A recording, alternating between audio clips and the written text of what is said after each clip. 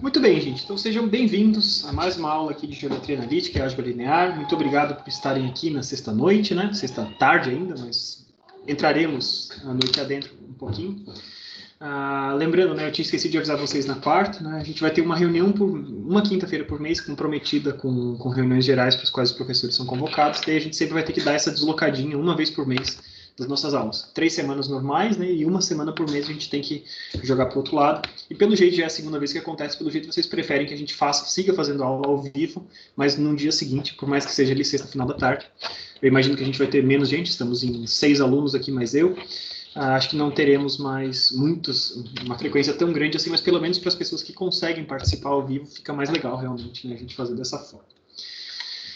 Conforme eu tinha falado para vocês na aula de quarta-feira, né, o que a gente fez na aula de quarta-feira? A gente encerrou o nosso capítulo, né, o capítulo do livro do Strang, falando sobre espaços vetoriais. A gente fez bastante coisa, a gente falou de dimensões de espaço, a gente fez, né, chegamos naquele desenho, né, do espaço linha, espaço coluna, cada um morando em RM ou RN, dependendo de matrizes retangulares e tal, e os espaços nulo, espaço nulo normal, espaço nulo à esquerda, e a gente viu que existia uma relação entre eles. A gente pegou um exemplo ali, 2 exemplos, na verdade, a gente viu que existia uma relação interessante entre eles, né? Então, os espaços que moravam, né, os subespaços que moravam dentro de um mesmo grande espaço, eles eram ortogonais entre eles. Então, a gente conseguiu desenhar para casos quando a gente tinha ou 2 linhas, ou no máximo 3 linhas, ou no máximo 3 colunas, a gente consegue desenhar, rabiscar essas coisas.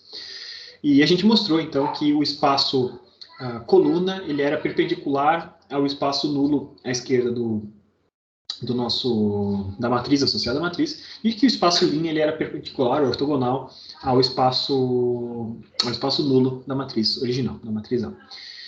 Só que assim, a gente viu isso num exemplo e a gente não viu nada especificamente, né, provando essas coisas como um todo, até porque a gente não tinha muitas ferramentas, né? E eu expliquei para vocês, então, no finalzinho da aula da quarta-feira, que uma matriz basicamente fazia um mapeamento, então, de um mundo Rn para um mundo Rm, tá? E, então, aplicando uma matriz A sobre um vetor x, tá? O vetor x tem n componentes, eu vou pegar esse vetor x que mora no espaço Rn, né, ele tem n componentes, multiplicado por uma matriz que é m por n, a gente leva esse vetor, mapeia esse vetor para um espaço Rm, que é o espaço das possíveis combinações lineares das colunas da matriz A. Cada coluna tem m elementos. Então, a gente mapeia algo de Rn para Rm, quando a gente faz a aplicação de uma matriz A sobre um vetor. Tá? E eu falei para vocês que eu não tinha definido ainda o que eu ia fazer primeiro, né? Ou seja, eu ia falar um pouquinho mais sobre o que eram essas transformações, esses mapeamentos, que a gente chama de transformações lineares, tá? Ou se a gente ia falar um pouco da relação de ortogonalidade entre eles. Tá? Então, depende do livro do Strang que você pega. Tem livros que ele fala primeiro das transformações lineares e depois da ortogonalidade. E tem livro que ele fala primeiro da ortogonalidade e depois das transformações lineares. Então, eu estudei um pouquinho, né, e pensando um pouquinho no avanço da disciplina, eu preferi que a gente falasse hoje. Então, o tema da aula de hoje é o tema de ortogonalidade. Então, a gente vai começar a falar um pouco sobre esse tema. Provavelmente esse tema vai se estender por pelo menos mais uma aula, mas mais provavelmente mais 2 aulas. Tá? E depois da gente falar de ortogonalidade, mais para frente, né, na disciplina, acho que não é nem depois da ortogonalidade direto que eu já vou falar do mapeamento, eu vou deixar um pouquinho mais para frente. Mas não se preocupem que a gente vai voltar a falar dos mapeamentos e entender o que são essas transformações provocadas pelas matrizes. Né? Uma matriz aplicada sobre um vetor mapeia entre espaços diferentes. A gente vai voltar a falar sobre isso mais para frente, numa parte da disciplina que a gente vai chamar de transformações lineares. Mas hoje, ortogonalidade. Tá? Ortogonalidade, então, a gente já tinha falado brevemente sobre isso, né? Quando a gente apresentou o produto escalar entre vetores, a gente viu, né, que o produto escalar podia nos ajudar a definir ângulos entre vetores. A gente viu, então, quando o produto escalar entre 2 vetores era nulo, a gente, através daquela definição de ângulo que a gente tinha introduzido ali, nessa visão de álgebra linear, a gente via, então, se esses 2 vetores têm produto escalar nulo, então eu posso dizer que o ângulo entre eles é de 90 graus. Tá? Então, o que estamos falando aqui são de ângulos de 90 graus entre vetores.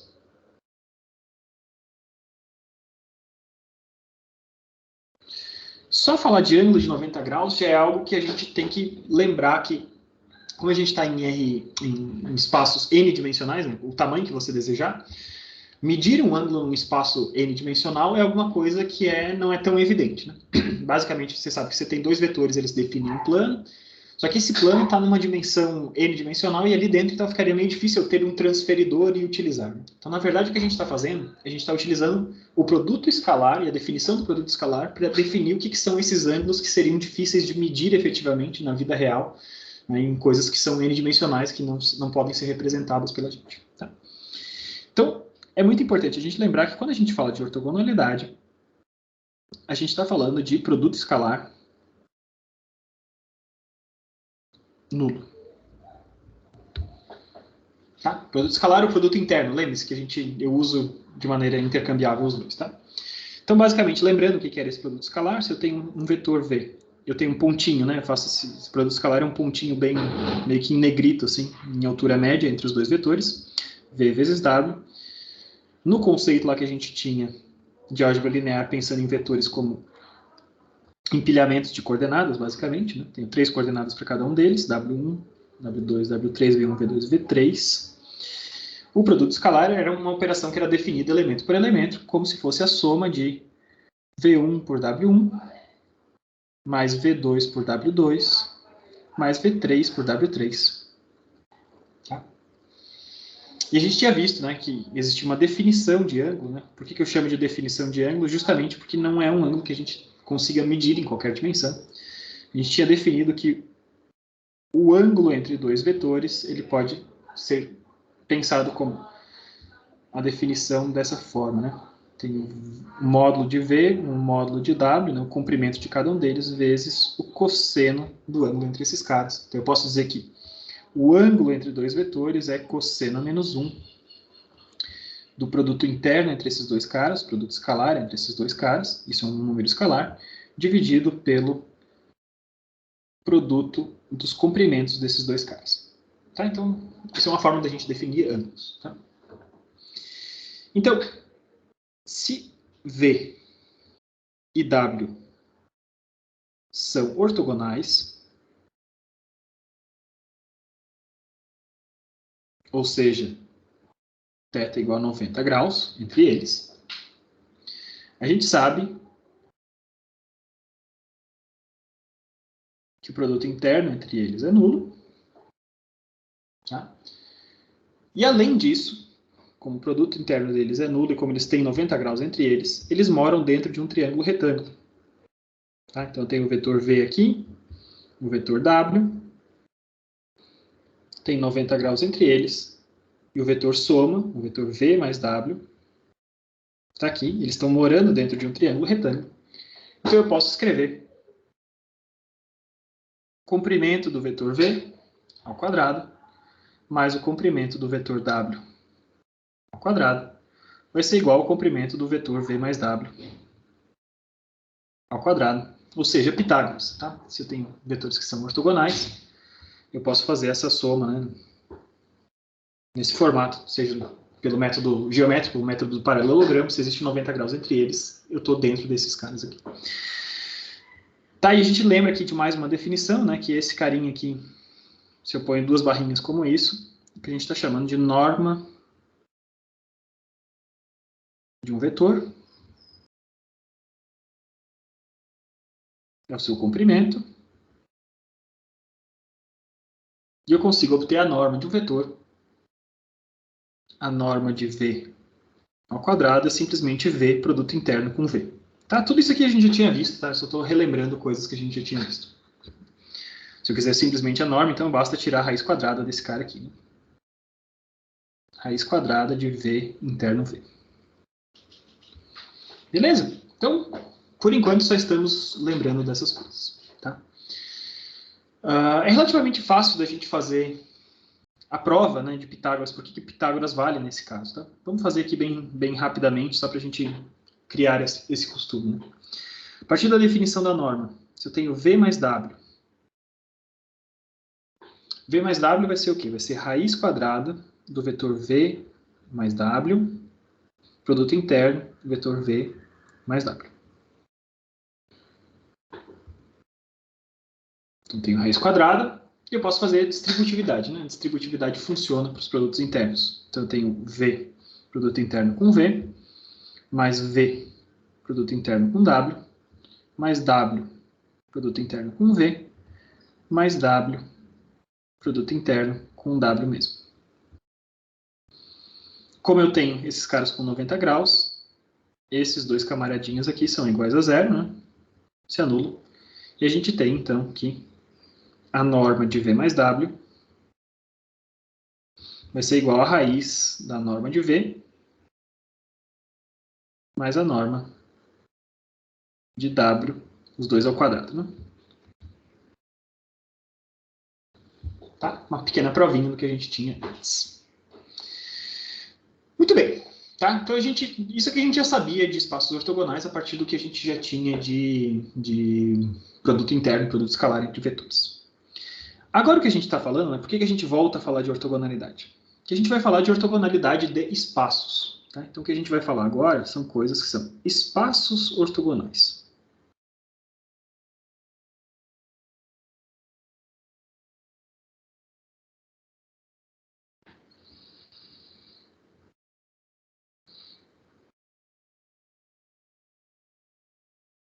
Quanto é que a gente pode dizer que dois espaços vetoriais são ortogonais? Então, primeiro, a gente vai utilizar letras maiúsculas para denotar espaços vetoriais, tá? Então, vou dizer que o espaço V é ortogonal ao espaço W se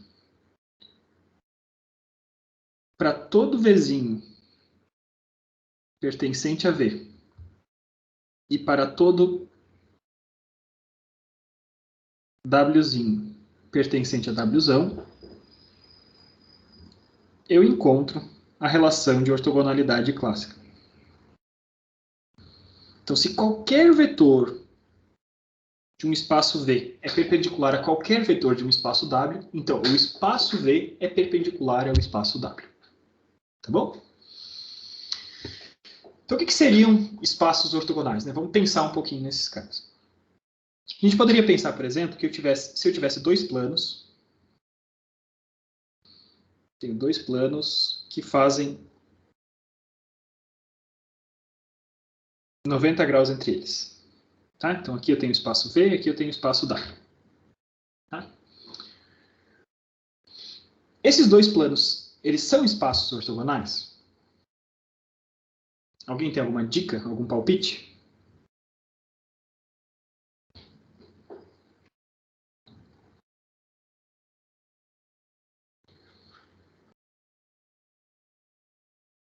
Esses dois caras não são espaços ortogonais, tá? Porque, olha só, existem vetores, qualquer vetor que estiver sobre esse carinha que está junto aqui, vamos chamar esse carinha de vetor P, por exemplo, tá? Esse vetorzinho P, deixa eu mudar de cor aqui, essa cor fica muito ruim, né? Esse vetorzinho P aqui, ele pertence aos dois espaços, tá? Então, P pertence ao V e P pertence ao W. Então, P, produto interno com ele mesmo, teria que ser zero, tá? Para que esses espaços fossem ortogonais. Só que P tem um comprimento diferente de zero, né? Então, P vezes produto interno com ele mesmo não dá zero, e como não dá zero, então esses espaços, né, qualquer vetor que está sobre essa linha, ele não respeita essa condição que tem.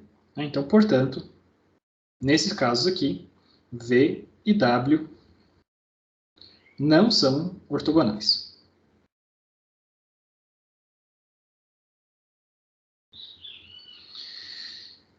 Então, quando que um espaço é ortogonal de fato ao outro? Vamos desenhar um caso onde eles sejam. Né? Então, imagine que eu tenha um plano, mais uma vez, vou chamar esse plano de V, e perpendicular a esse plano eu tenho uma linha, tá? Que para baixo ela segue infinitamente, né? E meu espaço W é essa linha. Nesse caso aqui, V e W são ortogonais.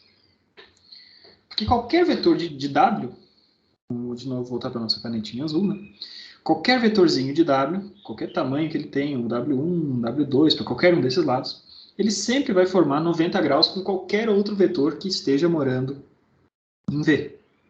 Tá? Em V eu vou ter todos os vetores que estão morando nesse plano, e eu sempre vou ter relações de ortogonalidade entre essa linha e esse plano. Então é uma linha normal ao plano, esse cara aqui. Então esses dois caras são ortogonais. Tá? Mas vocês percebem que tem uma intersecção entre esses dois caras de novo. Né? O que era o problema antes? No caso da esquerda, o problema era a intersecção ser essa linha toda, tinha um monte de gente ali que tinha comprimentos diferentes de zero, para os quais violava a nossa condição de ver ser perpendicular a W, tá? Ou ortogonal a W. Nesse caso aqui, V e W, eles também se cruzam num ponto. Mas qual é o ponto que esses dois caras se cruzam? Eles se cruzam num único ponto, tá? E esse ponto aqui é a origem. E como é a origem, o vetor nulo está ali. O vetor nulo pertence aos dois espaços. Mas para o vetor nulo, essa condição não tem problema, tá? A origem é a intersecção entre esses dois espaços. Quem mora na origem é o vetor nulo, mas o vetor nulo vezes ele mesmo dá comprimento zero. Tá? Então, eu posso ter a intersecção desde que a intersecção seja a origem. Beleza? Por enquanto, tudo certo? Então, só vamos deixar isso aqui bem anotado aqui, né?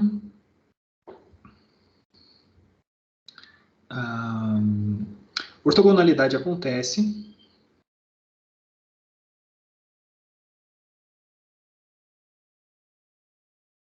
pode acontecer, né?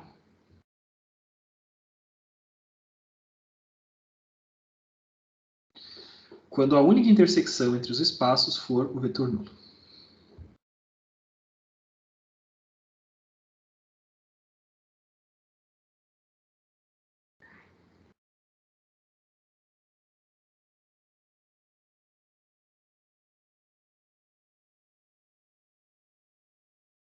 Isso aqui é importante a gente ver. Por que naquele caso da esquerda ali os caras não eram ortogonais? Ora, o que eu estava fazendo, deixa eu voltar ali para a canetinha azul, só para vocês saberem que eu estou falando naquele caso ali. Né? Naquele caso estávamos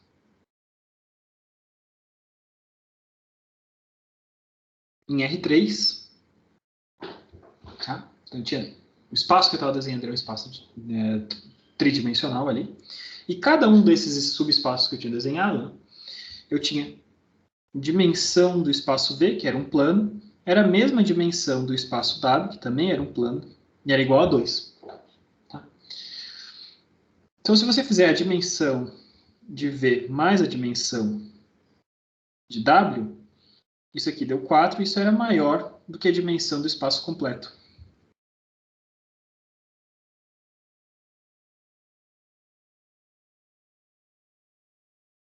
Sempre que isso acontece,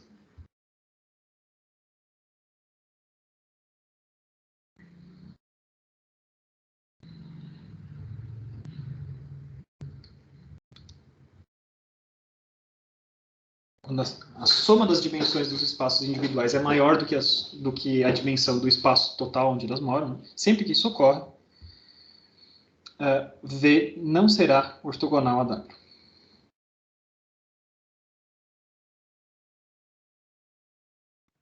Professor, esse espaço em R3 aí é referente à parte esse caso aqui, tá?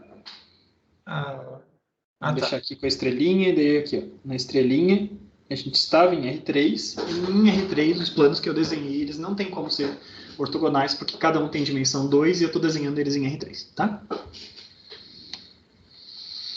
Isso vale para R3, vale para R2, mas vale também para Rn, tá? Se você tem dois subespaços de Rn, e a dimensão de cada um deles, né? Se eu somar as duas dimensões, somei a dimensão de um com a dimensão do outro, isso aí deu mais do que n, então esses dois espaços não tem como ser ortogonais. Beleza? Tá? Isso é uma coisa importante. Muito bem, então a gente tinha visto isso. Agora a gente vai voltar a refletir sobre os espaços das matrizes.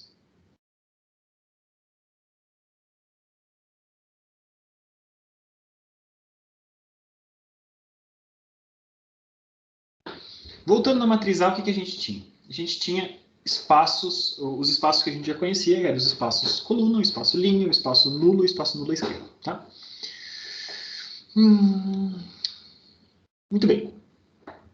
Então vamos pegar o casinho ali onde a gente está pensando no sistema homogêneo. Ax é igual a zero. Tá? Ax é igual a zero sempre que x pertence ao espaço nulo de A. Né? Isso é a definição do espaço nulo. Beleza?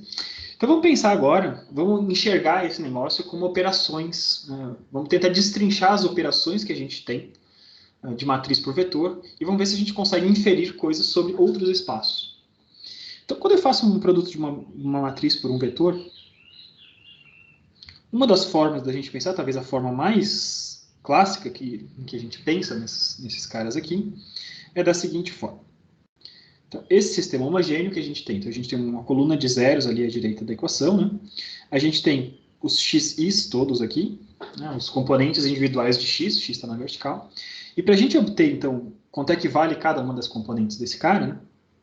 Basicamente o que a gente pega, né? O primeiro componente, deixa eu mudar de cor aqui, o primeiro componente desse vetor nulo, segundo componente, assim por diante, né? A gente vai tentar montar esse cara dessa forma. O primeiro componente desse cara nada mais é do que a primeira linha de A. Tá? Então, tudo que tem A1 e primeira linha de A vezes o vetor xi vai dar aquele primeiro componente. Então, o primeiro componente desse cara, do vetor nulo, vai ser o quê? Vai ser A1i, desculpa, produto interno com o vetor xi. Tá? Na verdade, produto interno com x. Né? A primeira linha de A, produto interno com x, em notação de Einstein, A1i vezes xi. Isso aqui vai ser igual a zero. Posso pegar e fazer com a segunda linha, né? Segunda linha, A2i vezes o segundo termo, e assim por diante até a emésima linha. Tem m linhas desse cara, e eu vou fazer tudo isso. Então, A2i vezes o mesmo xi é igual a zero, até AMI vezes o xi é igual a zero. Então, estou descrevendo qual é a conta que a gente faz de cabeça para preencher cada um desses caras. Mas essa operação aqui é totalmente equivalente a gente fazer o quê? A gente fazer linha 1, produto interno, vetor x. Tá? O vetorzinho que representa a linha 1, produto interno, vetor x. O vetorzinho que representa a linha 2, produto interno, vetor x, e assim por diante. Tá? Então, até linha m, produto interno, vetor x. Tá? Professor, pode repetir isso de novo, por favor? Posso o quê? Poder repetir essa parte aqui de baixo? Sim. Tá travando? Okay. Não, é que eu... Tá, beleza. Não, tranquilo. Eu só fiquei preocupado que fosse a internet e eu não tinha prestado atenção. Então, assim, o que você faz quando você faz um produto matriz por vetor? Você pega a primeira linha e multiplica pelo vetor, né? Então, você pega aquela primeira linha da matriz A, multiplica pelo vetor x, e isso dá o primeiro termo. Então, o que eu vou seguir? Segue a caneta roxa aqui, né? Quando a gente faz, para preencher esse vetor do lado direito, a gente pega essa primeira linha, vezes esse vetor, pega o primeiro termo da primeira linha pelo primeiro termo do vetor, segundo termo da primeira linha pelo segundo termo do vetor, e assim por diante, né? Até finalizar tudo. Soma todos esses caras e isso vai preencher a primeira casinha daquele outro vetor, certo? Então, o que a gente está fazendo é o que está descrito aqui. Eu vou pegar o termo i da primeira linha de A, vezes o termo i do vetor, fazer o produto desses caras, né? E somar todos eles. Tudo isso vai ter que dar o primeiro item lá do vetor resultado, zero. Então, o que eu estou fazendo, na verdade? Eu estou fazendo um produto interno da linha pelo vetor. Produto interno da linha da matriz A pelo vetor x, e isso vai dar um determinado resultado. Beleza? Só estou explicando, né, em voz alta, o que a gente faz quando a gente faz um produto matriz vetor. Deu para entender, James? Sim. Valeu, professor. Tá? Nada. Então, a gente está fazendo essa sequência aí, né, desses caras aqui. E o que a gente prestou atenção, então? Se A vezes x é igual a zero, x pertence ao espaço nulo, então, né? O que a gente está vendo, então, é que quando x pertence ao espaço nulo,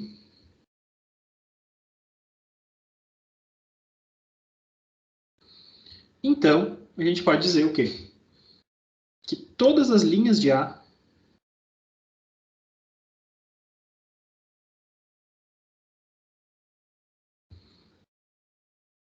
são perpendiculares a x.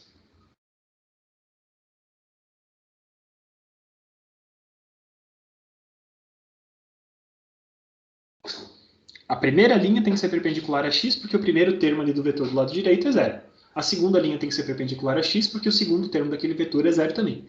Então, se você encara linha por linha essas operações todas, você vai ver, opa, então todas as linhas da matriz têm que ser perpendiculares a esse vetor x, se esse vetor x é do espaço nulo. E se todas as linhas são perpendiculares ao espaço, são perpendiculares ao x, para qualquer x, se qualquer x para qual ax é igual a zero, isso aí é válido, então a gente pode inferir o quê? A gente pode inferir uma primeira coisa, que o espaço nulo de A inteiro é perpendicular ao espaço linha de A. Deu para acompanhar? Qualquer x para o qual A vezes x é igual a zero, eu vou poder escrever exatamente a mesma coisa que eu escrevi antes. E se eu escrever a mesma coisa que eu escrevi antes, para qualquer x, então, todas as linhas serão perpendiculares a esse x. Certo? Por que eu posso falar que os espaços são ortogonais? Porque as linhas de A, elas são... Ali dentro das linhas de A, eu tenho escondido a base para todo o espaço. Né? O que é o espaço linha de A? É todas as combinações lineares possíveis das linhas de A. Então, se eu pego um vetor que é perpendicular a cada uma das linhas, ele vai ser perpendicular a qualquer combinação linear dessas linhas também. Tá? Então...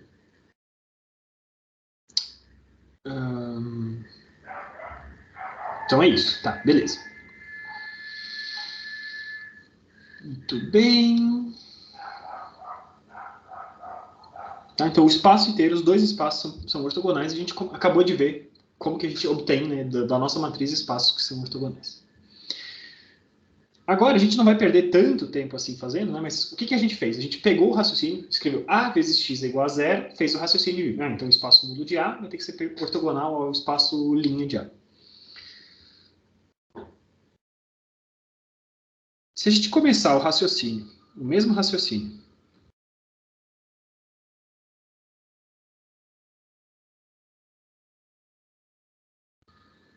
sobre o seguinte sistema: A transposto vezes x é igual a zero, tá? A gente vai chegar na mesma conclusão. A transposto vezes x é igual a zero. Como é que eu escrevo isso? Então, a primeira linha de A transposto é, na real, a primeira coluna de A normal. Né? Então, eu tenho A e 1. Está nessa posição. A e 2 está nessa posição. Até A e N. Eu transpus a matriz. Tudo que era linha virou coluna, tudo que era coluna virou linha. Então, A transposto vezes x igual a zero. Claro que o x agora tem mais componentes, né? Ele tem número de componentes diferentes, desculpa. Eu tenho os componentes xi desse cara aqui. Isso aqui vai ser igual a zero. Raciocinando dessa forma, né, o que a gente tem? Cada um desses termos vai ser o quê? Vai ser coluna 1 de A, produto interno, pelo vetor x. Isso aqui vai ter que ser igual a zero. Coluna 2, produto interno pelo vetor x, vai ter que ser igual a zero. Até coluna n, produto interno pelo vetor x, é igual a zero. E esse cara aqui vale quando x pertence ao espaço nulo desse sistema. E o espaço nulo desse sistema é o espaço nulo à esquerda, né? Aquele outro carinha. Então, se x pertence ao espaço nulo, né? Se A transposto vezes x dá zero, então, seguindo o mesmo raciocínio, então todas as colunas de A são perpendiculares a x. E como x é qualquer termo desse espaço nulo à esquerda, e as colunas são todas as colunas, então a gente pode fazer o mesmo raciocínio de novo e dizer que o espaço nulo à esquerda inteiro é ortogonal ao espaço coluna de A.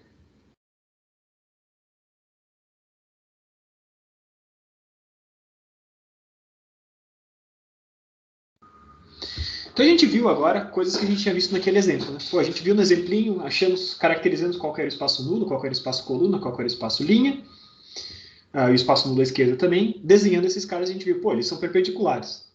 Mas não era um acidente. Né? Se você faz o raciocínio partindo dos sistemas homogêneos, AX igual a zero, ou A transposto vezes x é igual a zero, você percebe que sempre os termos do espaço nulo de A serão perpendiculares às linhas, e os termos do espaço nulo à esquerda de A serão perpendiculares às colunas de A. Tá? Então, aquele desenho que a gente tinha feito antes, né? Ele ganha uma carinha nova aqui. Deixa eu só conferir aqui. Isso. Aquele desenho que a gente tinha feito antes, né? Das posições. Opa! Uma vez por aula, pelo menos, eu esqueço que eu estou com a caneta de marca-texto. Então, a gente tinha esses espacinhos, que o Strang desenhava dessa forma.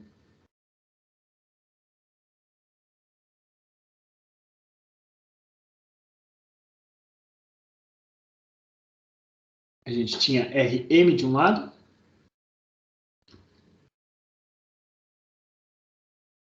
RM do outro. Isso, RN de um lado e RM do outro. Aqui eu tinha o espaço linha. Aqui eu tenho o espaço nulo. Aqui eu tenho o espaço coluna. Aqui tem o espaço nulo à esquerda. A gente sabia coisas sobre as dimensões desses caras. A gente sabia que a dimensão do espaço linha e a dimensão do espaço coluna eram iguais ao oposto da matriz, que era o número de colunas pivôs ou o número de linhas independentes dessa matriz. Isso a gente já sabia, tá? A gente sabia que a dimensão dos espaços outros, né, do espaço nulo e do nulo à esquerda, eram as dimensões que faltavam para a gente completar. Então, a dimensão aqui era M menos R, e aqui a dimensão era N menos R. E a gente sabe, né, agora que a gente pode escrever esse cara aqui, que eles sempre serão ortogonais. A gente sabe que dentro de cada um desses espaços, dentro de Rn ou dentro de Rm, esses espaços respectivos serão ortogonais. Tá? Muito bem. Muito bom, muito bom, muito bem. Então, a gente está fazendo crescer essa nossa figurinha, tá? E a gente vai chegar, a gente vai fazer essa figurinha crescer ainda mais ao longo da aula, do resto da aula de hoje também. Mas agora a gente tem confiança para botar esse símbolozinho de ortogonal entre esses espaços. O que a gente já sabe também? A gente já sabe que quando eu pego um termo que mora dentro de NA, a matriz mapeia para o vetor nulo. Então, A vezes x do espaço nulo vai parar no zero. Né? E dois espaços ortogonais eles só podem ter o zero como intersecção. Então, por isso que eu estou apontando para aquele pontinho entre esses dois. Tá? A intersecção entre os dois caras. Esse cara aqui é o vetor nulo, ele está ali. Então, a gente já sabe que o mapeamento acontece daí. E quando a gente pega, então, um elemento ali do espaço linha, leva para esse cara aqui, e leva para um B que pertence ao espaço coluna. Tá? Então, quando existem soluções, basicamente o que a gente sabe é isso. Tá bom? Muito bem, então a gente sabe essas coisas, né? A nossa figurinha desses espaços está ganhando mais detalhes. Esses espaços, eles são complementos entre eles, né? São ortogonais entre eles, e mais do que isso, já dei o spoiler do que eu ia falar logo em seguida, né? Eles são espaços que a gente chama de complementos ortogonais.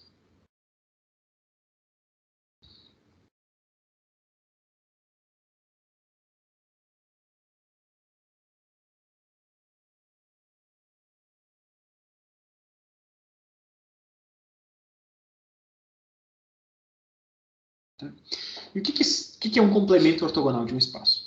Então vamos na nossa definição aqui, tá? Seja V um subespaço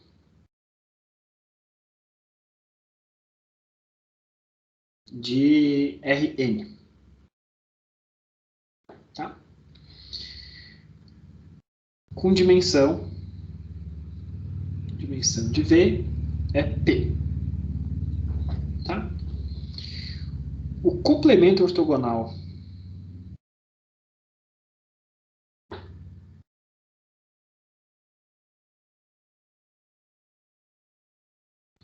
de V é o conjunto de todos vetores perpendiculares a V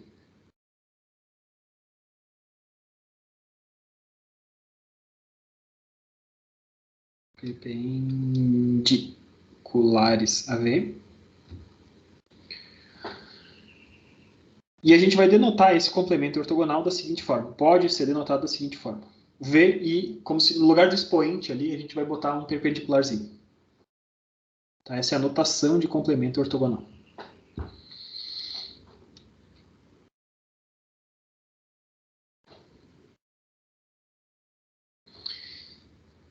Se a gente faz o nosso raciocínio de novo, se a gente parte ali e AX é igual a zero, a gente viu que quando x pertence ao espaço nulo,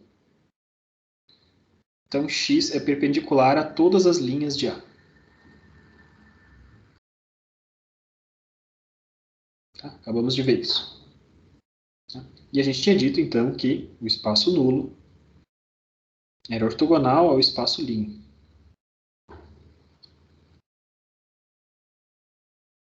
Mas mais do que isso, né, uma coisa adicional que a gente pode pensar, então, a gente partiu do x pertencente ao espaço nulo e chegou a essa conclusão. Né? Mas eu posso pensar o seguinte, partindo do outro lado, né, partindo de outra premissa.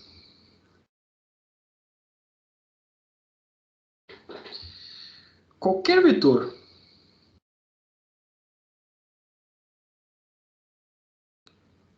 ortogonal às linhas de A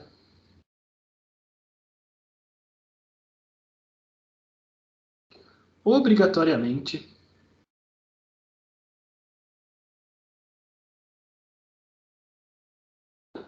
pertence ao espaço nulo. Por quê? Porque seria ortogonal a todas as linhas de A, na hora que eu fizer A, a matriz inteira, vezes esse vetorzinho x, que está ortogonal a essas linhas, eu vou obter tudo igual a zero. Então, eu posso dizer, se x pertence ao espaço nulo, isso quer dizer, então, que x é perpendicular a todas as linhas. Mas eu posso pegar, então, posso falar isso de outra forma. Mas qualquer coisa que for perpendicular a todas as linhas é obrigatório que esteja dentro do espaço nulo. Então, mais do que a gente dizer que esses dois caras são ortogonais, como a gente disse aqui, eles são mais do que isso, eles são complementos ortogonais. Qualquer coisa que seja ortogonal a um espaço nulo está dentro do espaço linha, e qualquer coisa que seja ortogonal ao espaço linha está dentro do espaço nulo. Usando a nossa notação, né, o espaço nulo de A, ele pode ser interpretado como o complemento ortogonal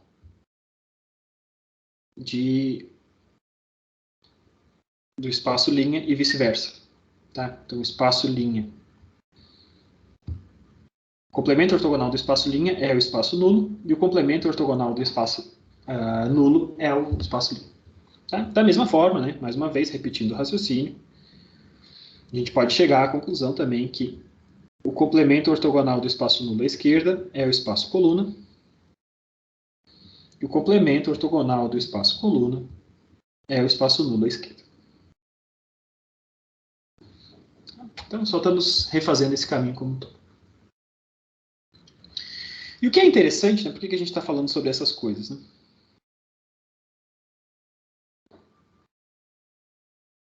Então, quando temos um espaço e o seu complemento ortogonal,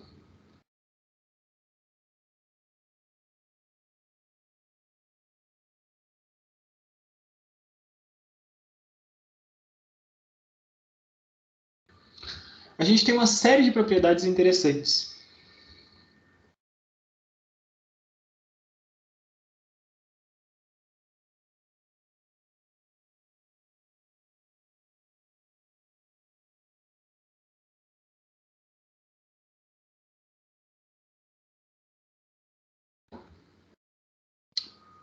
A respeito deles e a respeito das dimensões. Tá?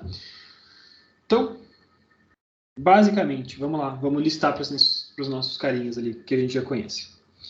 A dimensão do espaço coluna de A, a gente tinha visto que era o posto.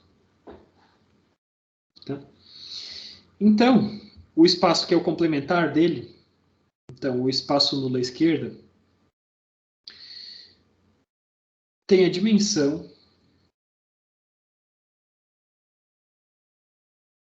complementar para compor todo o RM.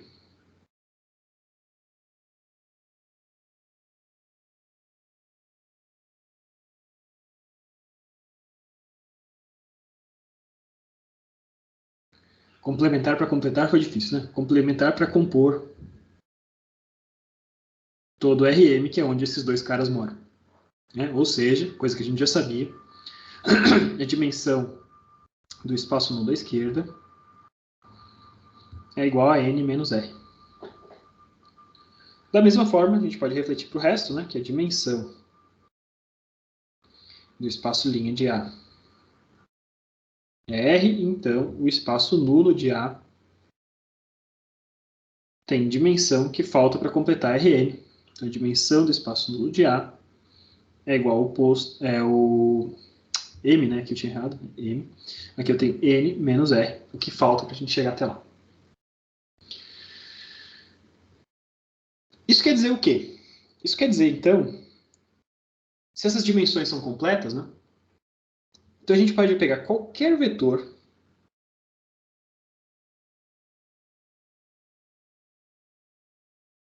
de Rm, por exemplo, e pode representar ele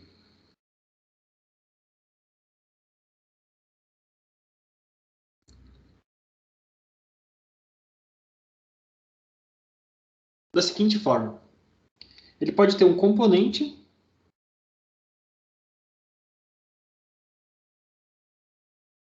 por componentes do espaço coluna e do espaço nulo à esquerda. Né? Ou seja, qualquer x de Rm, ele pode ser escrito da seguinte forma, como um x do espaço coluna mais um x do espaço nulo à esquerda. Da mesma forma, qualquer x, tudo isso aqui é vetor, tá? Qualquer x pertencente a Rn tem uma representação da seguinte forma, um x do espaço linha mais um x do espaço nulo. Tá? Por que isso acontece? Porque a dimensão completa do espaço ela tá dada pela junção desses dois espaços. O espaço linha junto com o espaço nulo e o espaço coluna junto com o espaço nulo à esquerda. Cada um deles compõe os seus respectivos. Um compõe o Rn e outro compõe o Rn. Então, qualquer vetor que esteja dentro desse espaço, um vetor qualquer, ele vai ter uma parcela desse cara que vai estar dentro do espaço linha e outra parcela que vai estar dentro do espaço complementar a ele. Tá? Então, nesse sentido, o que a gente pode escrever? Quando eu tenho A vezes X, por exemplo, a matriz A vezes X, aplicando. Esse X sobre o qual a gente aplica, esse X ele mora em Rn, certo? Ele tem que ter N componentes, o mesmo número de colunas que esse cara tem. Tá? Então, esse cara que tem o espaço N, ele pode ser escrito da seguinte forma, como A vezes uma parte que está no espaço linha, uma parte que é uma combinação linear das linhas de A, e uma parte que é do espaço nulo. Certo? Só que A, né, eu posso fazer a propriedade distributiva, então eu tenho A vezes um x que vem do espaço linha, mais A vezes um x que vem do espaço nulo, e esse A vezes x que vem do espaço nulo, isso aqui por definição é zero. Né? Se x faz parte do espaço nulo, A vezes x dá zero. Então, A vezes x vai ser igual ao A vezes o x'.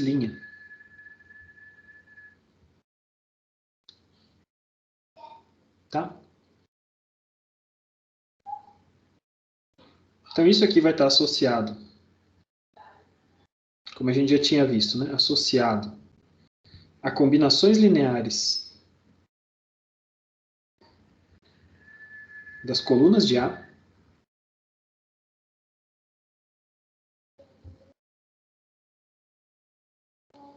Tá? E esse camaradinho aqui, mais o zero, né, que veio lá do espaço do A vezes x nulo, e esse cara aqui está associado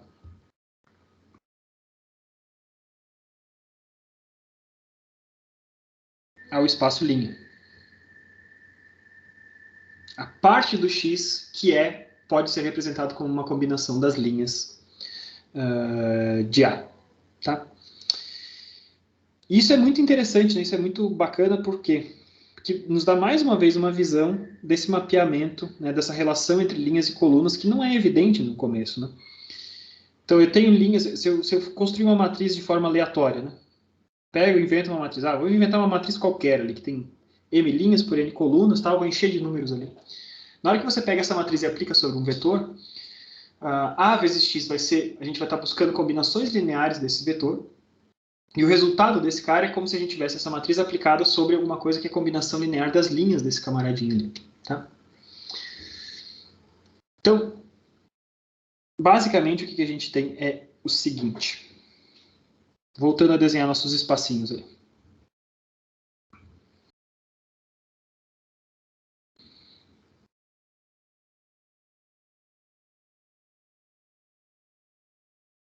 Espaço linha.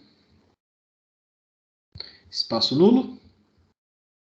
Cada um deles mora em Rn.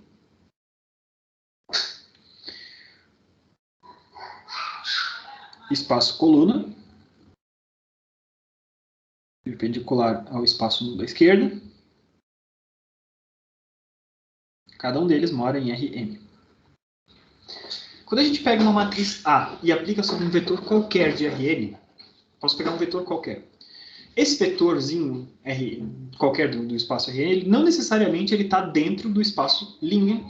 Não necessariamente o vetor sobre o qual eu estou aplicando a matriz é uma combinação linear das linhas desse cara. Então ele pode estar fora do espaço linha, por exemplo. Tá? Esse x qualquer ele pode estar aqui. Tá? E quando eu aplico A vezes x, a gente vai parar aqui dentro, né, do espaço coluna. Beleza? Legal. Tá? Então isso aqui me diz que A vezes x é igual a B, por exemplo. Tá? Só que esse B, a gente poderia obter ele a partir de outras coisas, né? Então, se esse x ele sempre pode ser uma combinação de alguma coisa do espaço linha e de alguma coisa do espaço nulo, esse x é como se fosse a soma desse x linha e desse x nulo.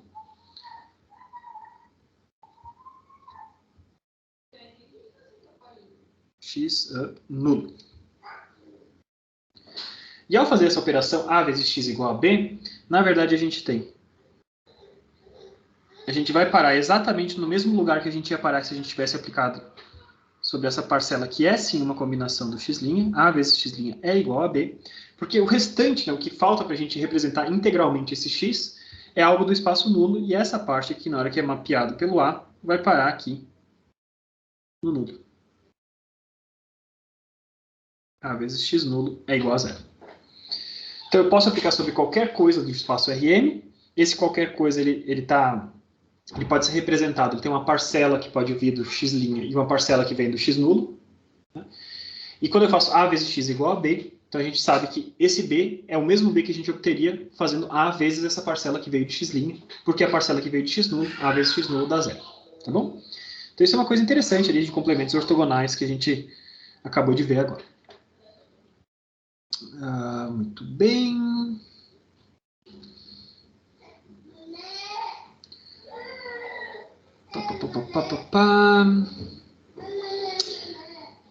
Vou pular um pouquinho uma partezinha aqui. Eu quero passar, para a gente não ficar com pouco tempo para falar, eu quero falar bastante sobre uma coisa agora, que é projeções.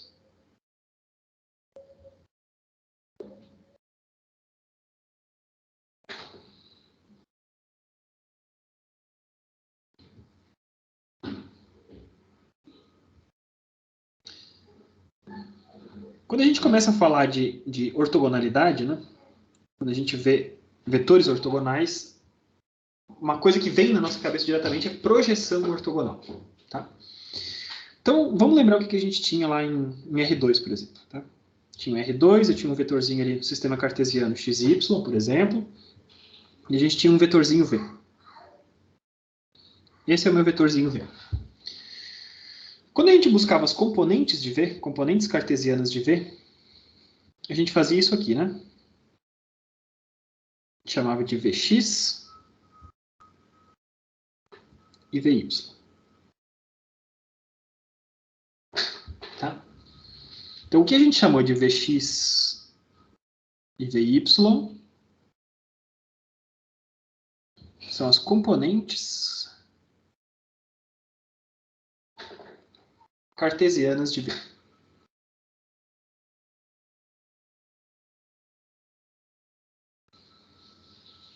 Tá?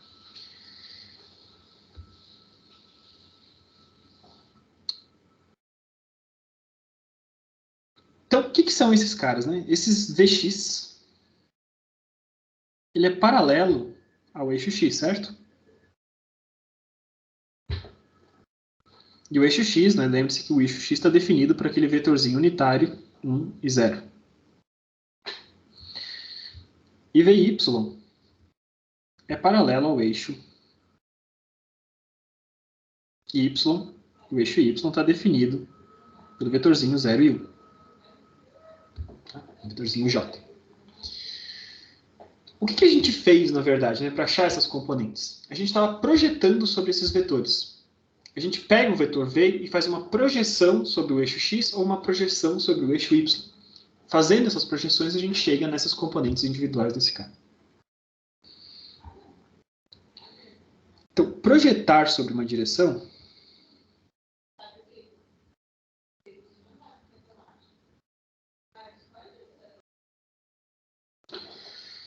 ou sobre um subespaço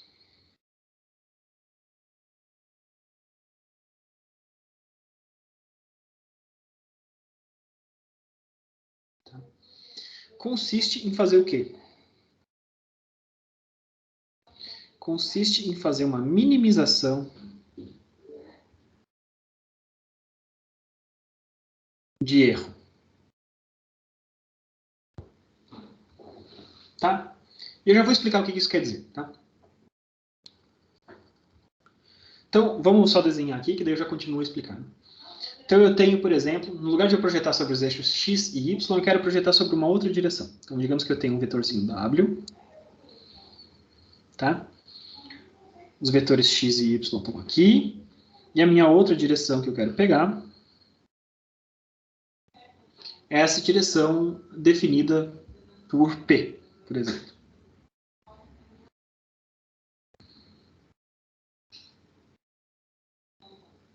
Tá? Eu quero saber qual que é a projeção de W na direção de P. A projeção de W na direção de P, ela aparece quando a gente tem a seguinte situação. Quando a gente tem esse vetor erro perpendicular àquela direção. Tá? Esse vetorzinho que a gente tem aqui, não chamei de, não é P a melhor maneira de eu chamar aqui, que P é o P de projeção, né? Então, digamos que essa direção fosse um vetor A, por exemplo, tá? Então, na direção de A, quero projetar W na direção de A. Mesma coisa que eu tinha falado antes, só que no lugar de falar de P, eu estou falando de A. Na hora que eu acho a projeção P de W na direção de A, é a projeção para a qual o vetor erro é perpendicular àquela direção. O que seria um vetor erro, né? Então, se eu pegasse W, por exemplo, vamos supor que eu não tivesse feito a melhor projeção possível. Vamos pegar, sei lá, uma outra cor aqui, vamos pegar em laranja. Se eu tivesse dito para vocês, não, a projeção P é esse cara aqui. A projeção P nessa posição aqui queria dizer o quê? Queria dizer que, para eu chegar em W, eu teria W mais esse outro erro aqui. Tá? Então, o vetor erro é a diferença entre esses dois vetores. Né? O vetor projeção menos o vetor que eu estou projetando. Esse é o vetor erro. E para qualquer posição que você pegue, exceto para a posição onde esse erro é perpendicular, esse erro é maior, é mais longo do que aquele outro cara. Então, se eu dissesse que a projeção acaba aqui nesse pontinho, o erro é maior. Se ele acaba depois daquele pontinho, o erro é maior. Então, a posição para a qual o erro é menor é a posição quando esse erro é perpendicular. Tudo bem, gente? Estamos em poucas pessoas aqui. É bom que vocês me digam, porque não faz sentido eu continuar adiante se vocês não entenderam esse princípio. Tranquilo? Então, o vetor erro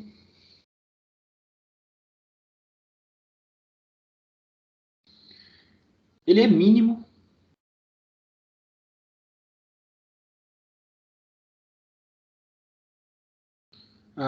quando está perpendicular à direção sobre a qual projetamos.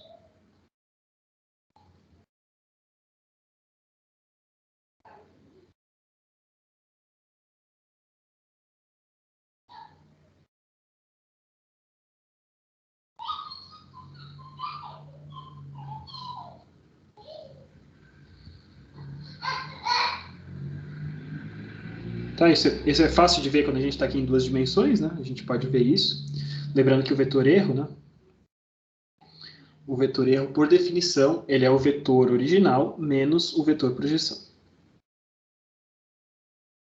Então, esse cara aqui é o vetor erro.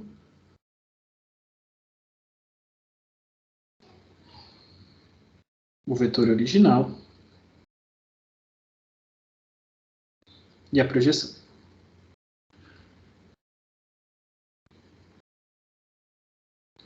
Essa é a nossa definição do que é o vetor erro. Então, beleza. A gente viu que, geometricamente falando, o menor comprimento possível do erro é quando ele está perpendicular à direção. Tá? Ou seja,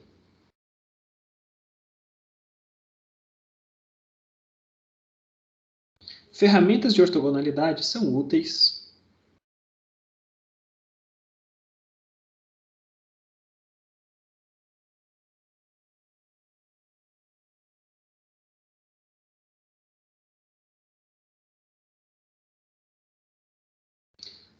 para realizar projeções.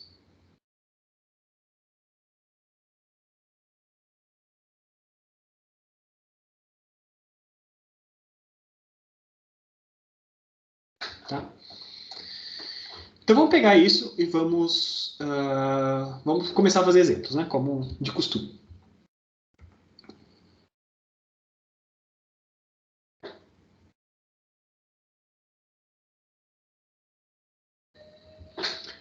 Então digamos que eu tenha em R3 o vetorzinho B que tem componentes 2, 3 e 4.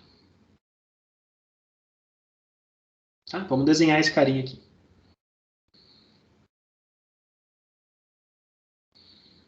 Então, aqui tem o x, y e z, ou x1, x2, x3, né? Tanto faz.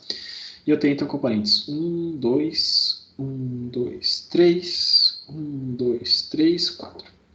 Então vamos fazer o nosso paralelogramo, que vocês já estão acostumados, né? Espero que vocês já estejam acostumados. Cruza para o lado de cá, cruza para o lado de lá, cruza para o lado de cá. Opa, não é para sair linha contínua. Aqui. Então, nosso vetorzinho sai lá da origem. O vetorzinho B sai da origem e vem parar nesse ponto aqui, nesse ponto 2, 3, 4. Tá? Beleza, esse é o meu vetor B. Então, para onde que a gente vai projetar esse cara? Primeiro,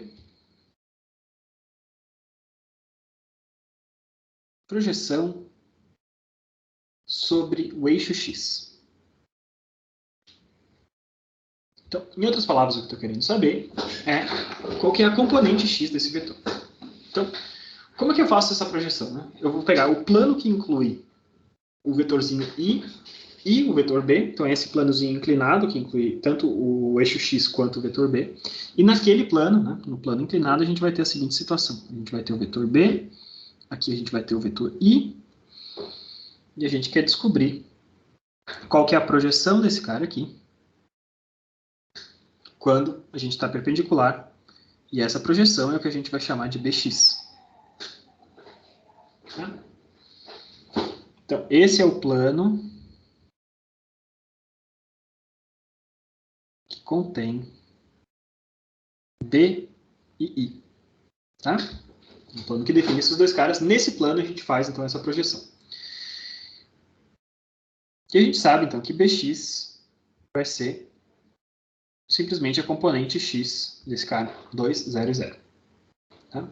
Então, tranquilo, maravilha, esse é o que a gente tem. Segunda operação que a gente vai fazer. Então, projetar sobre eixos vai ser sempre assim, tá? Você vai fazer esse cara e vai achar esses camaradinhos aí. Então, projeção sobre o eixo X. Vamos pegar uma canetinha aqui de uma cor, tá? Vamos chamar esse carinha aqui sobre o eixo X. Vai ser simplesmente esse camaradinho ali. Esse é o BX. Segundo camaradinho que a gente vai fazer vai ser uma projeção sobre um plano XY. Tá? Então, sobre o plano XY, o que eu quero saber? Eu quero pegar e ver qual é a menor distância possível, né, entre esse cara e o eixo e o plano XY. Isso vai acontecer quando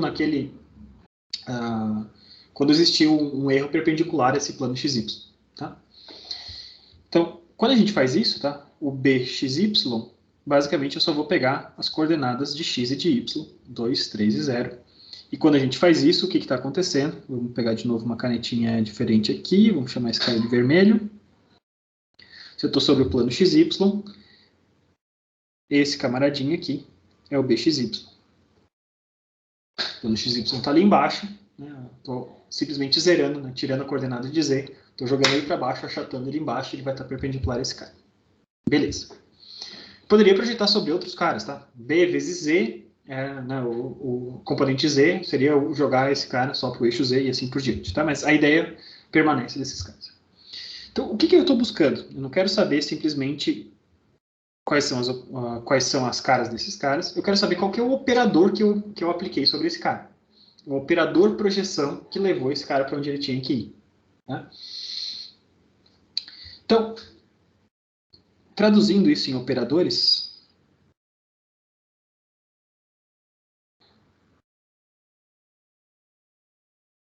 por que é importante eu ter operadores? Porque, às vezes, né, muitas vezes eu vou precisar projetar sobre coisas que não são tão óbvias quanto projetar sobre eixo X, projetar sobre XY.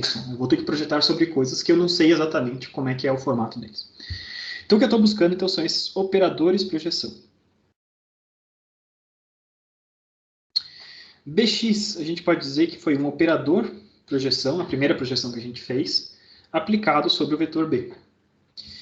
Imagine que existisse um operador dessa seguinte forma. Tivesse 1, 0, 0, 0, 0, 0, 0, 0, 0, que eu multiplicasse isso pelo meu vetorzinho 2, 3 e 4. Na hora que a gente faz a multiplicação disso, ele vai sair e vai cuspir exatamente o nosso vetor que a gente tinha, 2, 0, 0, só a componente lá. Tá? Professor, aquele P é o quê? PI? P1. P1? Ah, tá. Tá? A projeção 1, a primeira projeção que a gente fez. Beleza. Esse cara aqui é o que eu vou chamar de P1, esse cara aqui eu vou chamar de P2. Tá? Da mesma forma, para eu obter xy, bxy, vocês podem estender essa ideia. Né? O que aconteceu? Quando essa matriz só tinha ali o coeficiente, o valor 1 na posição 1, 1, o que ele estava pegando era pegando o primeiro vetor da posição. Se eu estou pegando o primeiro e o segundo, basicamente o que eu tenho que fazer é isso aqui. Né? 1, 0, 0, 0, 1 e 0, 0, 0 e 0. A terceira coluna mata tudo que está na direção de z, e a primeira e a segunda colunas pegam só quem já está em x, deixa em x, e quem já está em y, deixa em y. Então, isso multiplicado por 2, 3 e 4 vai me dar de novo o vetorzinho que eu precisava ter, que é o 2, 3 e 0. Tá? Então, a gente vê que é possível a gente identificar quais são os vetores de projeção, operadores de projeção. Tá? Então, vamos dizer que eu quisesse achar, então, agora, se eu quisesse achar B na direção de Z.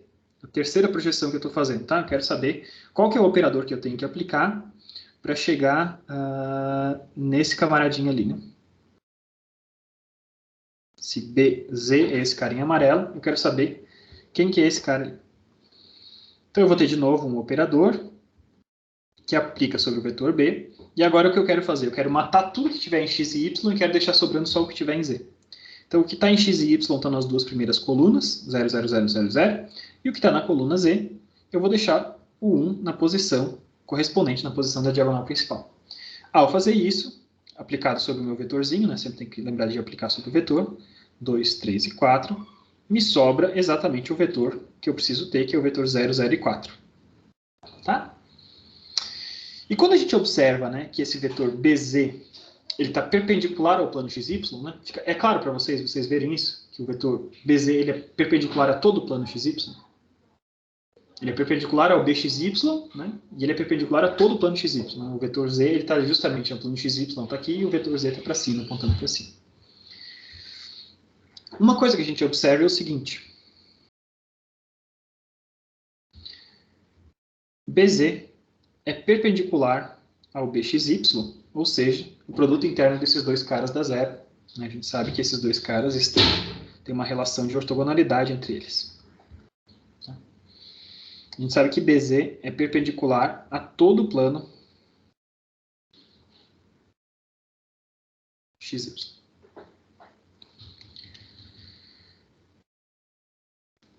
E a gente observa, então, né, P2 e P3, os dois operadores projeções que a gente usou para chegar em BXY, respectivamente, e BZ, eles geraram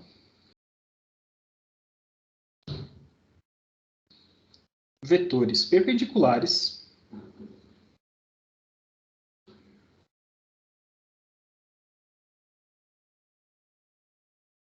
a partir do mesmo B. Então, eu apliquei cada um deles a partir sobre o mesmo vetor B.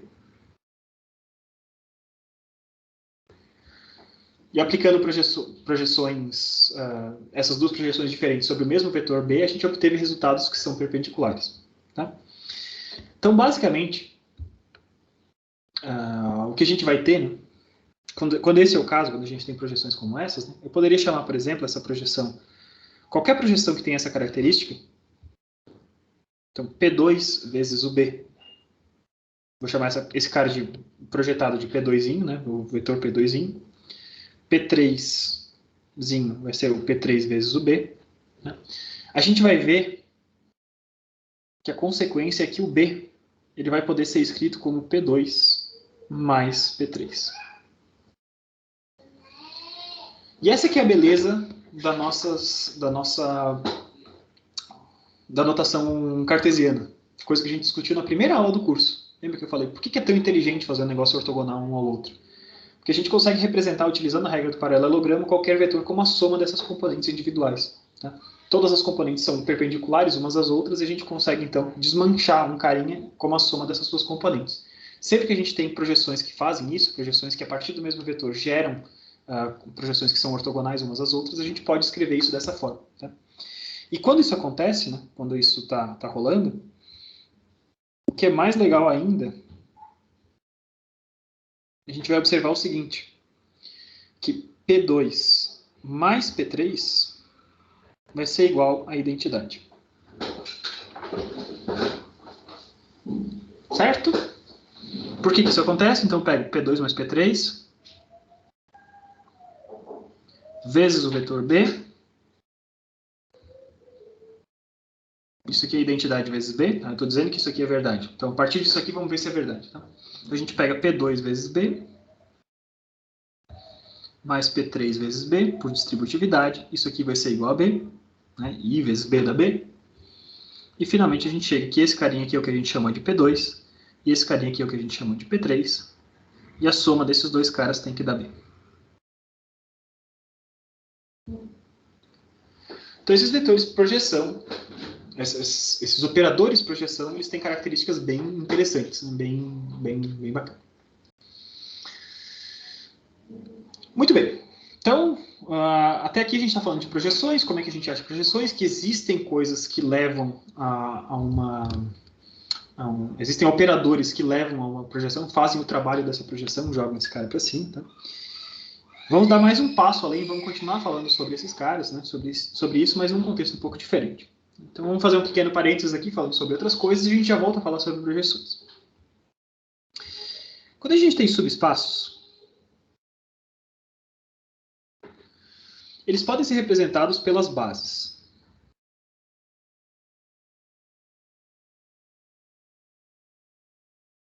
Lembrem o que é uma base, né? Uma base é o conjunto com o número mínimo de vetores necessário para a gente compor o espaço inteiro, para que a combinação linear desses vetores gere o espaço inteiro. Então, pelas suas bases. Cada subespaço, então, se eu pego uma base desse subespaço, eu posso dizer que a base é uma representação desse subespaço. Por algum motivo qualquer, né, a gente pode ter interesse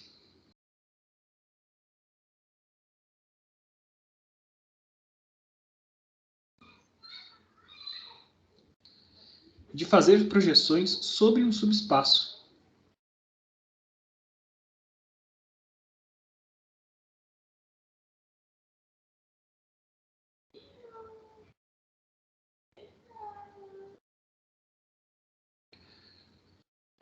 Por que isso? Né? Então, digamos que eu tenho um subespaço, está aqui representado. Eu tenho alguma coisa que está fora desse subespaço, está para cima, tá? Deixa eu desenhar melhor aqui esse vetor. Está para cima, está para fora. Esse vetorzinho não faz parte desse subespaço, mas eu quero saber qual que é a coisa, o melhor que eu posso fazer dentro daquele subespaço. Então, o que eu preciso fazer? Eu preciso achar uma projeção desse cara sobre o subespaço. Esse carinha aqui seria a projeção sobre um subespaço.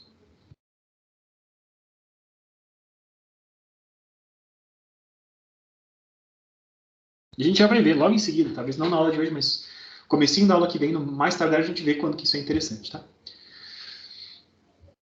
Então, por diversos motivos, pode ser que eu queira fazer essa projeção sobre o subespaço, tá? Mas todo subespaço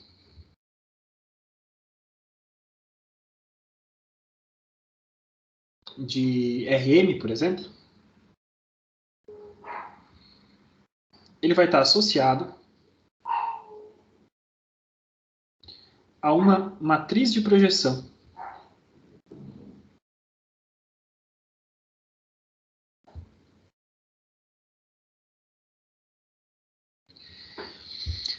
E essa matriz de projeção é M por M, tá? É uma matriz quadrada. Tá?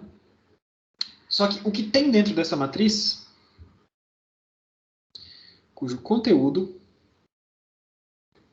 depende da base escolhida. Lembre-se que cada subespaço ele tem infinitas bases. Na hora que eu escolho uma base, escolher uma base quer dizer você escolher quais são os vetores que eu vou utilizar para a combinação para achar alguma coisa. Então, na hora que eu escolho uma base, escolher uma base quer dizer você escolher números que representam esses caras, tá? Que representam esse cara. Então, fazer uma projeção sobre o subespaço, isso é feito através de uma matriz de projeção, conforme foi mostrado ali para vocês, né? Estou projetando sobre coisas de R3. Eu mostrei operadores de projeção, que são operadores 3x3, assim como eu estou explicando para vocês.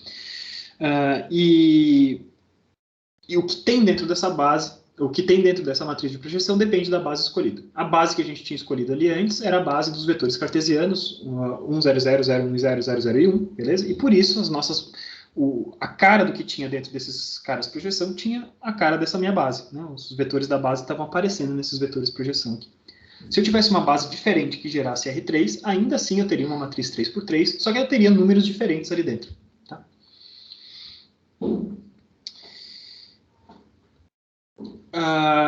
Então, como é que eu gero essa matriz de projeção? Né? Eu pego os vetores da base. Lembrando que uma base, para ser uma base, os vetores têm que ser linearmente independentes. A gente não pode ter vetores linearmente independentes, senão são vetores supérfluos. Né? Se um vetor podia ser a combinação dos outros dois, eu posso remover esse vetor da base sem perda nenhuma. Então, para ser uma base, todos os vetores são linearmente independentes. Então, os vetores da base eles são colocados nas colunas.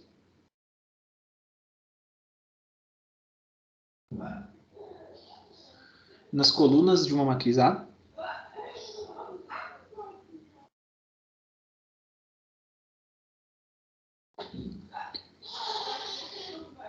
Quando eu aplico A sobre um vetor,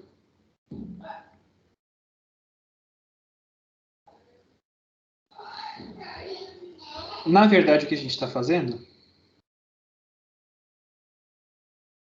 é a gente está buscando uma projeção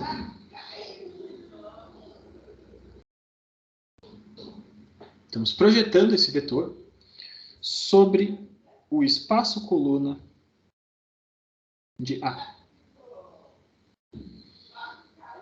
Tá? Então vamos ver ali no exemplo anterior, né? A gente tinha visto que P3, a terceira projeção que a gente tinha feito, levava ao eixo Z. Tá? Uma base possível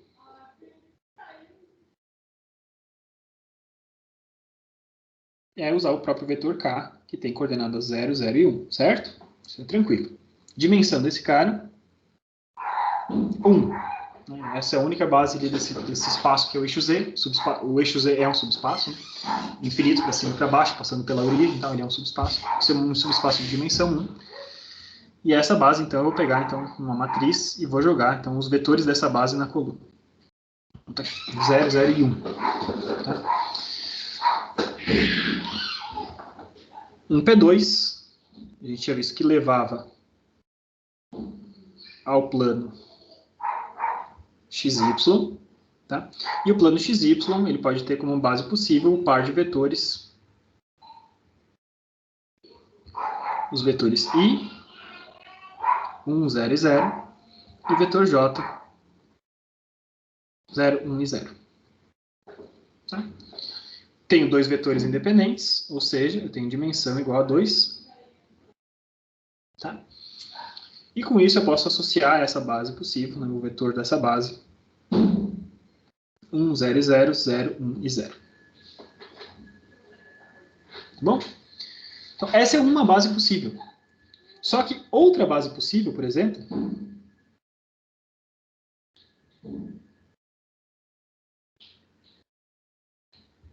associada a esse mesmo plano, seria, por exemplo, a base dos vetores, quaisquer dois vetores de xy que não estivessem alinhados. Então eu poderia ter uma segunda base, né, a 2', por exemplo, que também projetaria esse cara no plano XY, só que com componentes diferentes, que tivesse, por exemplo, a cara 1, 2 e 0, e 2, 3 e 0. Contanto que os zeros estivessem ali na posição de Z, qualquer vetor de XY, quaisquer dois vetores de XY que não estejam alinhados, funcionam também como uma base dessa forma. Tá? Então isso aqui vai ser útil depois, quando a gente for fazer mudanças de base. Tá? Mudança de base, projeção sobre um espaço, tudo isso vai ser útil, esses conceitos de operadores que eu estou mostrando para vocês agora. Mas os últimos 10 minutos da aula que a gente tem, né, eu tinha combinado com vocês das 5h30 até as 7h10, tá? Eu comecei um pouquinho mais tarde, mas não quero exceder as 7h10. O que eu vou falar para vocês agora é como que funciona, então, como é que a gente consegue chegar nesses operadores de projeção para um caso que não seja tão simples quanto projetar sobre o eixo X ou o eixo Y. Quero projetar sobre uma linha que ela sim tem a sua característica. Tá? Então o que a gente vai falar é uma projeção sobre uma linha.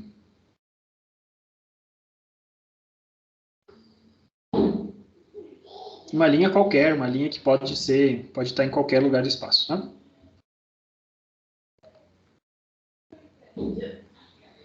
E o meu objetivo é mostrar para vocês como a gente consegue identificar pelas coordenadas que definem essa direção, como é que a gente consegue chegar num formato que é robusto, que é operacionalizável, que a gente consegue fazer o computador, por exemplo, fazer pela gente. Tá? Então, como é que a gente pode definir uma linha? Uma linha pode ser definida por um vetor.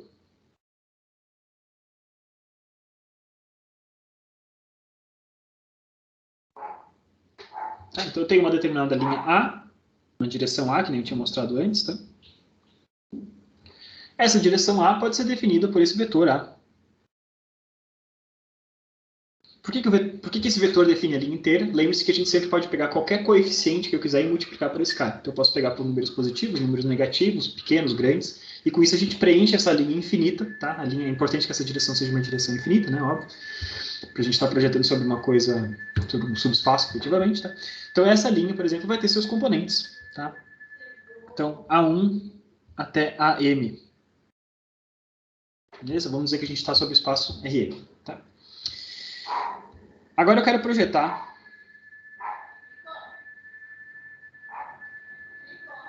um vetor B, tá? Que tem componentes B1 até BM, sobre a direção de A.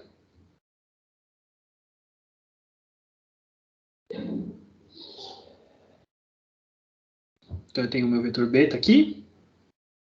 Os dois moram no mesmo espaço, então eu posso desenhar os dois juntos aqui. Tá? E agora eu quero fazer, então quero chegar nesse vetor projeção. Tá? Então o vetor projeção, a gente viu, geometricamente falando, que era o vetor para o qual esse erro, o vetor erro aqui, era perpendicular a A. Tá? E o vetor projeção é esse carinha aqui de baixo. Esse é o vetor P. Tá? Então, na verdade, o que a gente percebe é o seguinte, que P, na verdade, é um coeficientezinho qualquer, um coeficiente escalar, um x, que eu vou chamar de x chapéu aqui, que multiplica A. É uma escala de A. É isso que é projetar sobre uma linha. Você vai pegar aquele vetor de A, na hora que você está sobre essa linha, então o vetor projeção é alguma coisa que é um múltiplo de A. Ele é o dobro, ele é metade, ele é um terço, ele é um décimo, ele é 1 dividido por π, ele é alguma coisa, mas ele é um múltiplo de A. Tá? Então esse cara aqui é um coeficiente escalar. chegar numa projeção sobre uma linha é chegar em alguma coisa que é um escalar vezes o vetor que define aquela linha. Tá? Além disso, a gente tinha visto, né, que a gente desejava que E fosse perpendicular à projeção. Tá? Ou, o que é a mesma coisa de dizer, né, se esses dois caras, se P é simplesmente um múltiplo de A, então E tem que ser perpendicular a A.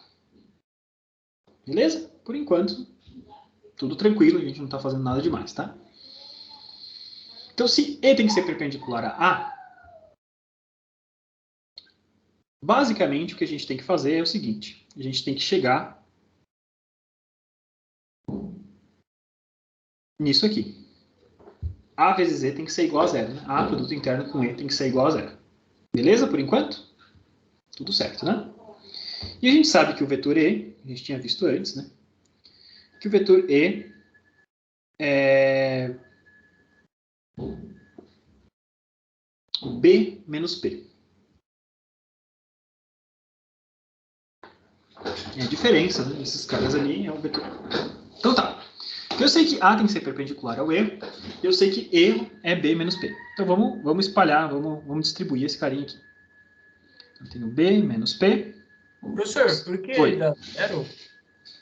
Porque tem que ser ortogonal. A gente falou, tá. né, que o erro é o erro que a gente procura, é quando ele está ortogonal à direção. Ah, beleza, valeu. Tá? Então, se eles têm que ser ortogonais, o produto interno tem que ser igual a zero. Então, beleza. Então, a gente tem isso. E a gente sabe, então, que P, né, além disso, a gente sabe que P é x chapéu vezes A. Então, a gente tem A, que multiplica B, menos x chapéu vezes o próprio A. Isso aqui vai ser igual a zero. Tá bom? Então, agora a gente vai distribuir esse cara, né? Tem A, produto interno B, menos x chapéu é um escalar, A, produto interno A. Isso aqui é zero. O que dessa equação a gente desconhece? A gente desconhece quem é o x chapéu. A gente sabe que a projeção vai dar na direção de A. E A gente já conhece a priori. O que a gente não sabe é o tamanho desse cara. Tá? Então eu vou isolar o x chapéu nessa equação. Vou jogar o menos x a vezes A para o outro lado, vou passar dividindo. E a gente vai chegar então à conclusão que o x chapéu que eu estou procurando, o coeficiente que me define esse cara, vai ser A produto interno B dividido por A produto interno por A.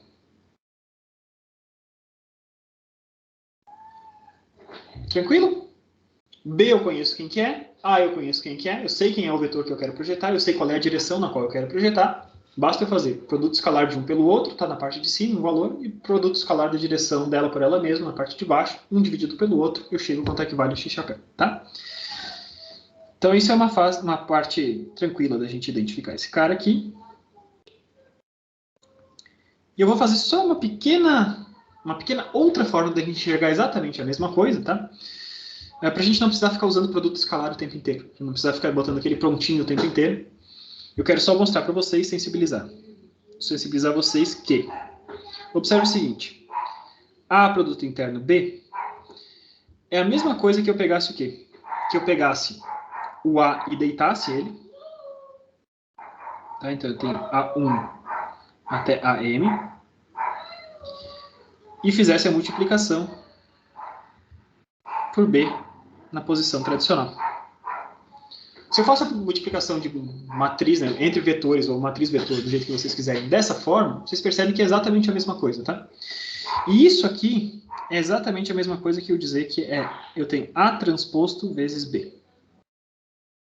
Então, vocês podem, inclusive, dizer que é uma forma de você definir e escrever produto escalar de uma forma diferente. Se eu tenho A produto interno B, eu posso escrever A transposto vezes B, o vezes normal que a gente tem, tá? E dentro desses contextos, juntando tudo isso, uma forma alternativa desse cara, para a gente não precisar ficar escrevendo os produtos internos o tempo inteiro. Eu tenho A transposto vezes B, todo mundo é vetor aqui, tá? Calma. Todo mundo é vetor, tá? Esquece, se eu não fizer todas as setinhas, não levem a mão. Dividido por A transposto vezes A. Tranquilo? Isso é totalmente equivalente, né? As duas formas estão escrevendo a mesma coisa. Então, projetar sobre uma linha, a gente sabe fazer. Sei achar qual é o coeficiente para projetar sobre uma linha. Vamos fazer um exemplo só para vocês olharem o que acontece, tá? E com isso a gente vai encerrar a aula, né? Essa é a última coisa que a gente vai fazer. Um exemplo que a gente tem. Eu tenho um vetorzinho B em R3, que é o vetor 1, 1, 1. E eu quero projetar sobre a direção A, que é definida por 1, 2, 2. Tá? Então, eu vou achar quem que é o x-chapéu desse cara. A transposto vezes B dividido por A transposto vezes A. A transposto vezes B. 1 vezes 1, 1. 1 vezes 2, 2. 1 vezes 2, 2. Então, 1 mais 2 mais 2. Ficou 5. A transposto vezes A. 1 vezes 1 deu 1. 2 vezes 2 deu 4. 2 vezes 2 deu 4. 1 mais 4 mais 4. Deu 9. Então, x-chapéu é 5 nonos. Tá? E a projeção de B na direção de A, então vai ser x-chapéu vezes o A, ou seja, 5 nonos, que multiplica 1, 2 e 2. Você pode distribuir isso aqui, então vai ficar 5 nonos, depois 10 nonos e 10 nonos. Tá? Então essa aqui, é a projeção que a gente achou. Vamos ver se deu certo? Então, conferindo. Para isso aqui ter dado certo, o que é a nossa condição? E tem que ser perpendicular a A, certo? O erro que a gente fez tem que ser perpendicular a A. Então, vamos achar quem que é o erro. O erro a gente sabe que é o B menos o P. B é 1, 1, 1. P é 5 nonos vezes 1, 2, 2. Ao fazer essa conta, você vai pegar 1 menos 5 nonos, isso dá 4 nonos. Depois eu tenho 1 menos 10 nonos, isso dá menos 1 nono.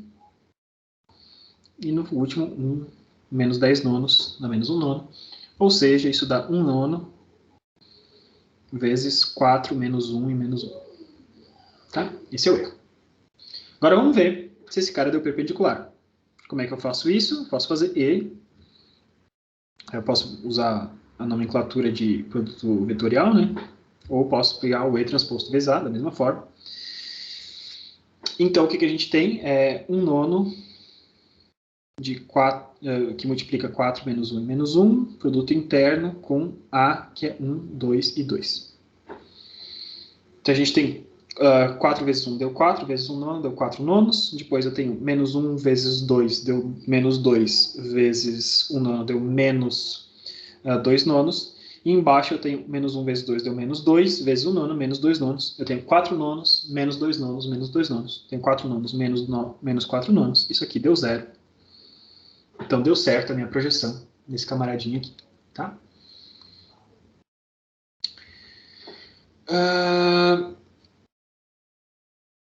A visão que a gente tem, essa visão de ortogonalidade que a gente tem, a gente vai observar que isso aqui é totalmente equivalente, tá? Visão trigonométrica.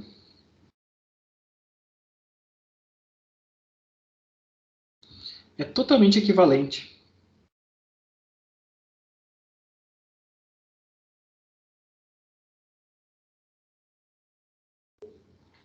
Então, o que seria a minha visão trigonométrica? Eu teria o B projetado na direção de A. Esse carinha aqui, a projeção, seria, então, B vezes o cosseno de θ. Só que no caso geral, a gente não sabe quanto é que é o ângulo entre esses dois caras. Tá? Então, e o erro aqui, né? O erro seria B vezes seno de θ. E daria tudo certo, tá? Se a gente soubesse quanto é que valia o θ, a gente estaria exatamente cairia dentro da mesma coisa. Mas, no caso geral,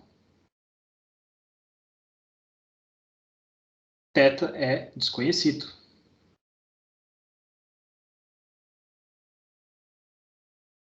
Tá bom? Última coisa que a gente tem que ver, né, ainda dentro desse mesmo exemplo, desculpa, a gente está excedendo aí uns minutinhos, tá? Mas a gente vai ter, então, uma matriz projeção associada ao último exemplo. Qual seria, né, a matriz projeção associada? A gente tinha visto a matriz projeção quando a gente estava projetando contra os eixos todos, né? E agora a gente queria saber, então, pô, mas existe uma matriz projeção que associa esse cara? Né? Então, basicamente, eu quero saber o quê? Eu quero saber, eu consigo obter P aplicando uma matriz sobre B? Tá? Isso aqui é a minha pergunta. Qual que é essa matriz A que eu tenho que aplicar sobre B para eu chegar no vetor projeção P? Tá? A gente sabe que P vai ser A, né, vai ser um x chapéu vezes A. Tá? E como esse x chapéu é um escalar, tá? Eu posso trocar a ordem, né? Então isso aqui é exatamente igual a vezes x chapéu, não faz a menor diferença, eu posso multiplicar. E agora a gente sabe que x chapéu, a gente tem aquela expressãozinha a partir de vetores, né? Só que x chapéu então é A transposto vezes B dividido pelo A transposto vezes A, certo? E a gente consegue isolar o B então aqui, né? Então a gente vê que eu posso botar A vezes A transposto, dividido por A transposto vezes A, tudo isso vezes o B. E esse cara aqui, então, se a gente fez tudo certo, isso aqui tem que ser a minha matriz de projeção.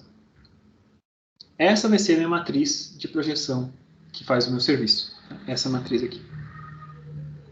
Vamos primeiro ver se isso aqui dá uma matriz efetivamente, né? Na parte de baixo, a gente já sabe que A transposto vezes A dá um escalar. Isso aqui eu falei para vocês que é uma representação de um produto escalar, então isso aqui dá um escalar.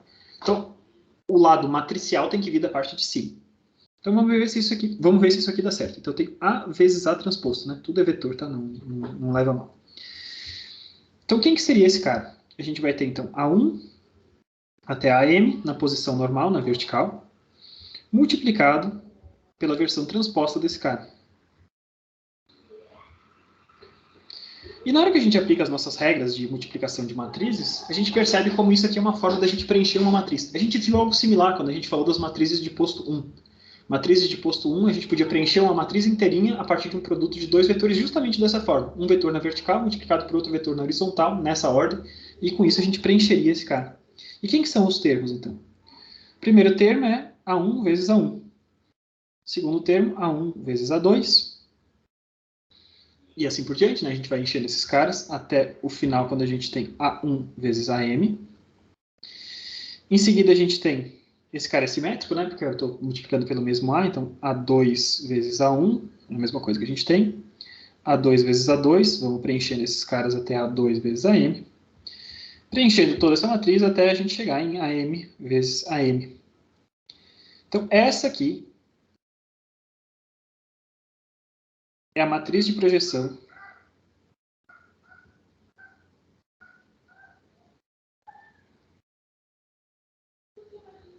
M por M associada ao meu sistema. Tá? E essa matriz de projeção, ela pode ter, quando a gente está falando de projeção sobre... Quer dizer, isso aqui não é exatamente a matriz de projeção, isso aqui é parte da matriz de projeção. Então, essa matriz é M por M. É que faltou aquele A transposto vezes A. Tá? E P, aí sim, tá? É a matriz de projeção.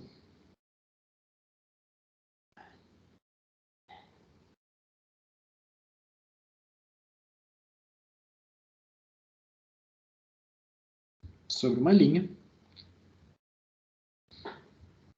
Ela é 1 dividido por A transposto vezes A, isso é um escalar, vezes aquela matrizinha ali que a gente acabou de ver. Tem A11, A11, até AMM. A1, AM e assim por diante, tá? Então, essa aqui vai ser a minha matriz projeção, a nossa visão matricial da projeção sobre uma linha. Como a linha é alguma coisa unidimensional, essa matriz é uma matriz de posto 1. Porque a linha tem dimensão igual a 1. Tá? Muito bem, gente. Então, o que eu queria mostrar para vocês era isso. Eu passei um pouquinho do tempo, eu peço desculpas, né? Eu sempre passo um pouquinho, se acostumem. Infelizmente, que bom que não é muito, né? Não são tantos minutos, mas eu gostaria de deixar tudo explicitado para vocês, até essa visão matricial. Porque na próxima aula a gente vai ver, então, outros tipos de projeção. A gente viu aqui projeção sobre uma linha, E a gente vai ver na próxima aula, então, na quarta-feira da semana que vem, projeções sobre outras entidades geométricas que a gente possa ter, que não apenas sobre uma linha. Como vocês podem imaginar, cada vez que você tem uma projeção sobre coisas de maior dimensão, as matrizes terão postos maiores, né? Essas matrizes são cada vez maiores. Tá bom? Ficou alguma pergunta a respeito disso tudo? Professor, o que quer dizer esses 3 pontinhos aí, atravessado? É preenchendo, tá? Preenchendo de A11, A22, A33, e assim por diante. Tá? Nesse sentido. Beleza? Então, gente, muito obrigado pela atenção de vocês. São 7h20. Boa noite, boa sexta-feira. Diga, Janson. Eu só queria, tipo, a gente conversou bastante no grupo lá da sala.